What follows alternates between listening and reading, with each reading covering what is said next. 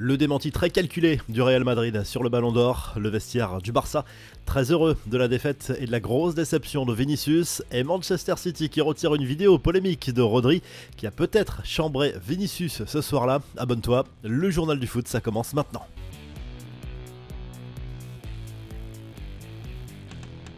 L'actu du Real Madrid, toujours dominé par la polémique du Ballon d'Or non attribué à Vinicius Junior. Ça continue de faire un psychodrame au sein du club merengue. Le journal Marca, proche du Real, assure que cette colère vise surtout France Football et l'UEFA. La Casablanca n'aurait rien contre Rodri. Le milieu de terrain de Manchester City sacré au théâtre du Châtelet lundi soir à Paris. Ce positionnement est assez logique lorsqu'on connaît l'intérêt de Florentino Pérez pour recruter l'international espagnol l'été prochain.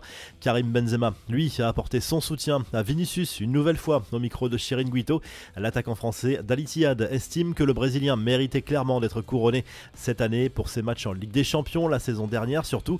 Même s'il n'a rien contre Rodri, il estime que Vinicius fait partie des rares joueurs capables de le faire lever de son canapé. Et pendant ce temps, le Barça savoure cet échec du Brésilien dans la course au Ballon d'Or. D'après Sport, le vestiaire catalan aurait très largement célébré la nouvelle. Il faut dire qu'il y a au sein de cet effectif des coéquipiers de Rodri en sélection, mais c'est surtout la défaite d'une star du Real Madrid que savoure réellement ce vestiaire blaugrana, selon le quotidien catalan, surtout quelques jours après l'humiliation infligée au Real Madrid à Bernabéu en Liga. Une bonne nouvelle pour le futur mercato d'été du PSG, cité dans le viseur du club parisien l'été dernier, le buteur suédois Victor Gyökeres empile encore les buts cette saison au Portugal sous les couleurs du Sporting.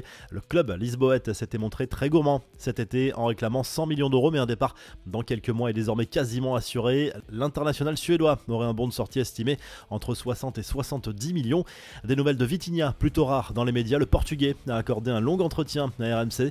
Il a évoqué sa relation presque filiale avec Luis Enrique, son entraîneur. Pour lui, c'est sûr, le club parisien va faire une grande saison malgré certaines critiques et a même progressé par rapport à la saison dernière.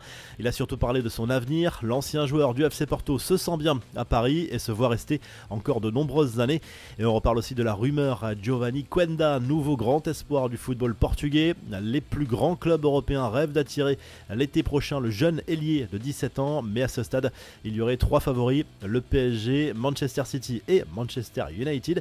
Et une chose est sûre, selon la presse anglaise, il rêve d'évoluer un jour en Première Ligue. Les autres infos à retenir dans ce journal du foot, l'Atlético Mineiro décroche son billet pour la finale de la Copa Libertadores. Exploit réalisé cette nuit après son match nul 0-0 sur la pelouse de River Plate lors de la demi-finale retour à Buenos Aires. Les Brésiliens avaient gagné 3-0 à domicile la semaine dernière.